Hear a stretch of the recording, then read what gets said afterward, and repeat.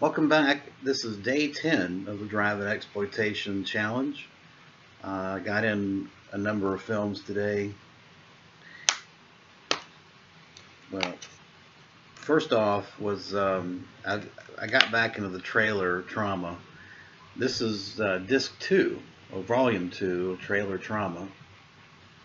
Now this one's like 3.5 hours long, and the trailers focus on predominantly pre-80s drive-in exploitation type stuff, mainly monster movies and horror movies from the 60s and 70s. Uh, Now this one I've seen, most of them I've seen. There's like 96 trailers on this thing. There's also an audio commentary on here. Uh, but yeah, it covers Hammer Films, Paul Naschy, Amicus, even Andy Warhol films. So it covers the gamut of horror films from the 60s and 70s. It was an excellent trailer compilation.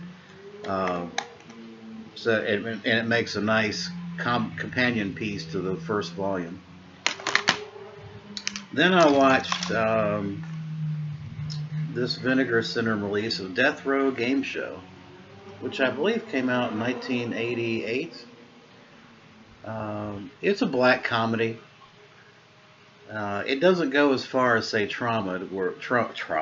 It doesn't go as far as Trauma with its silliness factor, but it does have some. I mean, it's very silly in a lot of respects. You've got a lot of people that end up being murdered as part of a contest, and it's just a bunch of set pieces of contest murders that it's not ha ha funny, but it's mildly amusing. It's okay. I wasn't a huge fan of it. It's done by an independent filmmaker named Mark Pirro, and there's a bunch of there's a commentary track on here with the director. There's a making of, loaded with special features. So if you haven't ever seen this film, it's definitely worth a watch. This is DVD and Blu-ray combo, and then you've got the alternate artwork. I enjoyed it. I probably need to give it a rewatch, watch the commentary track, but I wasn't hugely enamored with it, but I found it amusing. Next up is two Vinegar Syndrome. I call these pot boilers.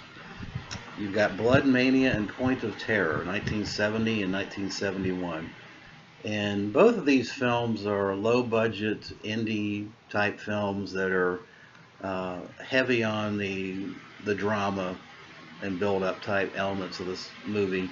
Although Blood Mania, I think, is the better of the two.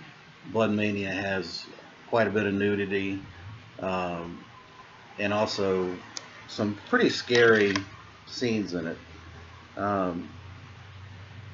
Both are directed by some unknown directors, Vincent O'Neill and Alex Nicole.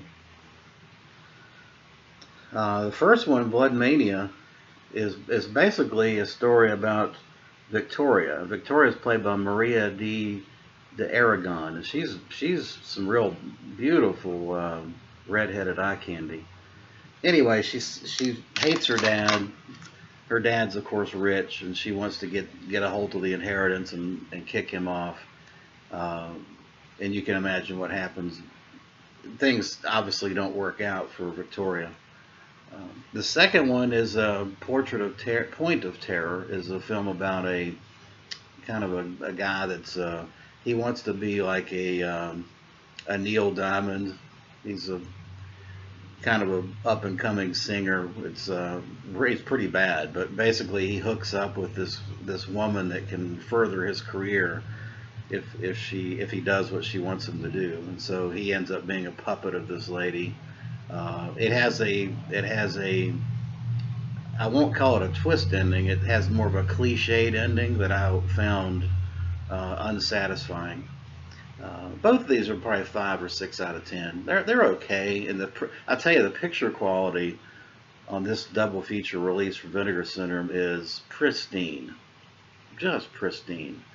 And I am interested in listening to the commentaries mainly for the background and these two films are the type of films that didn't get a lot of attention back in the 70s, um, and they were made on an extremely low budget. And I just find that kind of independent filmmaking back then very interesting. So I'm really looking forward to the commentary tracks on these two films. Yeah, so that's it for day 10. Kind of quick and to the point, but I appreciate you watching, and I'll be back for day 11. Thanks.